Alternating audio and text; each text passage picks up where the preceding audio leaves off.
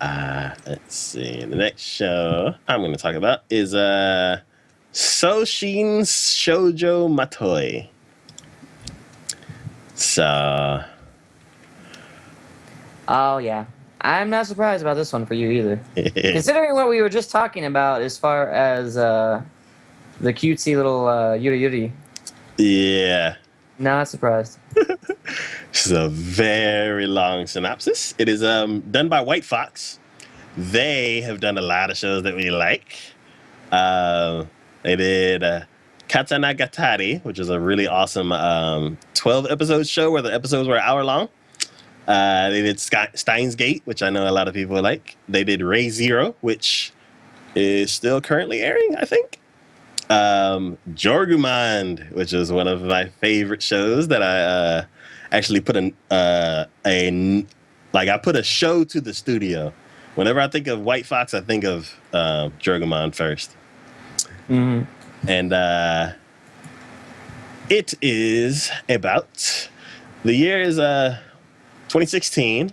Matoi Sumeragi, a second-year junior high school student, works part-time as a shrine maiden at the Tenman Shrine in the city of Kamaya. Ever since being separated from her mother in early childhood, Matoi has been entrusted to her grandparents on her father's side. But 3 months ago, she finally began to live with her father, Shingo. In those circumstances, she only wishes for a peaceful, normal life. Her close friend and a part-time workmate, Yuma Kusanagi, is part of the family of the shrine's chief priest and is a candidate to be the successor shrine maiden. For generations, her family has performed exorcisms of evil spirits. She invites Matoi to one of the exorcism ceremonies called a so-called divine possession that she will attempt. One day, Matoi and Yuma walk from the school to the shrine as usual, but when they arrive, they are greeted by the shrine's now damaged grounds, and Yuma's parents have both collapsed from their wounds. Matoi's father, Shingo, a police detective, launches an investigation, and he comes upon a man who does not seem entirely sane. His only witness. Okay. When he holds down the man, Yuma begins the ritual of divine possession. Possession, protection, either way. Something strange then happens, not with Yuma, but with Matoi. Matoi Sumeragi, who had only wanted a normal, peaceful life, takes the role of a god and gains the power to banish evil spirits. To get her precious everyday life back, Matoi must conduct exorcisms.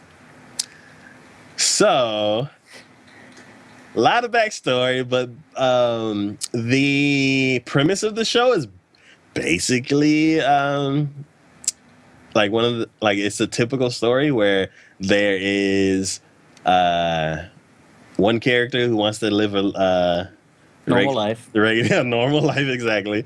And they come across some kind of incident, and they ended up having to balance being very responsible with powers and a regular life. Yep. So, I mean, the powers and everything that I saw in the trailer looked interesting. It looked cutesy in a lot of times, and I'm like, I'm okay with that. Yeah, okay.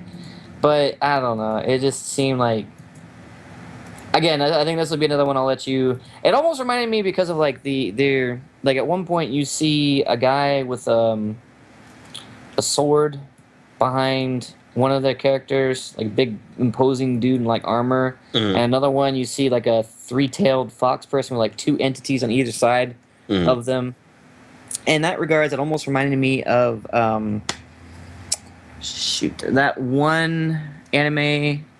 I know I watched one part of it and you watched another part of it where they were talking about the like they had people who were fighting over the Holy Grail or whatever. Face Day Night. Yes. Yeah. So it almost reminded me of that because like you have entities that are kind of like look like they're almost like fighting for you in a way, kind of thing. Yeah. And like the girl who had the big imposing looking dude behind her almost looked like like her dress and almost looked like very similar to King Arthur in that one as well. Okay. Like her look was very similar to me at least. But again, it was just kind of like, I don't know. Saber. Yeah. So I don't know. Again, I guess this will be another one I kind of leave to you in that regard and see how you think of it. Okay. And we will catch y'all next time.